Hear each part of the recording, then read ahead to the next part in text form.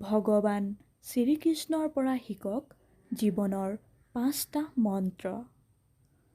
Number 1, শান্ত হৈ থকাৰ মন্ত্ৰ। পৰিস্থিতি যিমানেই জটিল নহওক, শান্ত হৈ থাকক। খং কৰা মানেই জটিলতা। নম্বৰ 2, সাধাৰণ জীৱনৰ মন্ত্ৰ।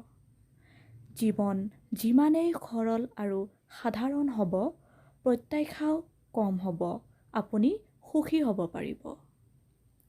নম্বৰ 3, ধ্যান যোগৰ মন্ত্ৰ। যিমানেই যোগ, ধ্যান, প্ৰাণায়াম কৰিব, সিমানেই শক্তিশালী অনুভৱ আহিব।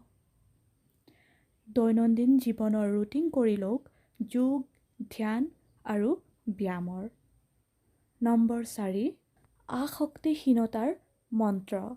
যিয়ে যি কৰে ক'তো একো নাপায় বা যি পালে অত্যধিক উল্লাস নাই। আসক্তিবিহীনভাৱে পোৱা নোপোৱাখিনি ভগৱানৰ দান বুলি গ্ৰহণ কৰক। নম্বৰ 5, পিতৃ-মাতৃৰ সেৱা। কৰ্মবিহীন সন্ন্যাসতকৈ কৰ্মশ্ৰেষ্ঠ।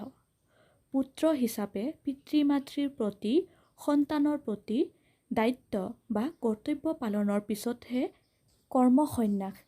তেনেকৈয়ে জীৱন সৰল কৰিব।